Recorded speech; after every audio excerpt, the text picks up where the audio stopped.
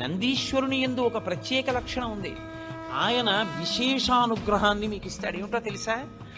మీకు ఏదో పట్టి పీడిస్తోంది, దోషం తెలియట్లేదు. ఇందువల్ల ఇలా అవుతోందండి అంటే, ఏ పర్వాలేదు అవుతుంది కానండి, ఏం పర్వాలేదండి అంటుంటారు. దోషం పట్టుకోలేరు. అది ఎందుకు వస్తుందో తెలుసా? ఎక్కడో మహాత్ముల మనసు కష్టపెట్టడమో, లేకపోతే ఏదో చెయ్యకూడని దోషం ఏదో చేశారు, అది జాతకంలోకి దొరకదు, పీడిస్తూ ఉంటుంది.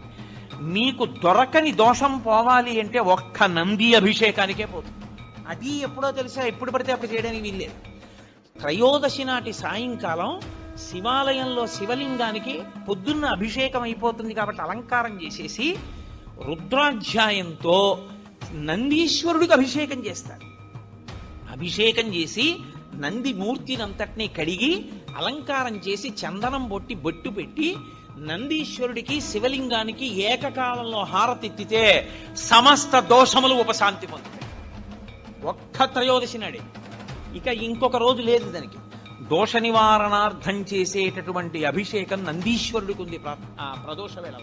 జాతకంలో వచ్చేటటువంటి అంత గొప్ప గొప్ప దోషాల్ని కూడా నివృత్తి చెయ్యగలిగిన శక్తి ఎక్కడ పొటమరిస్తుందంటే శివాలయంలో పొటమరిస్తుంది. అందుకే త్రయోదశి అభిషేకము అంటారు. దానికి నంది దగ్గర బయలుదేరి ప్రదక్షిణం చేసి నంది దగ్గరికి రావాలి. దానికి ఒక ప్రత్యేకమైన ప్రదక్షిణ విధానం ఉంటుంది.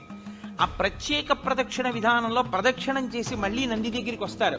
దాన్ని నంది నమస్కారము అని పిలుస్తారు. దాని చేత శివానుగ్రహం పరిపూర్ణంగా కలుగుతుంది. తత్తీర్థం తల మీద చల్లితే చాలు. ఎప్పుడైనా జరిగిందా ఇక్కడ నందికి అభిషేకం? త్రయోదశి నాడు దోష నివారణార్థ శివాభిషేకము అని చేస్తారు.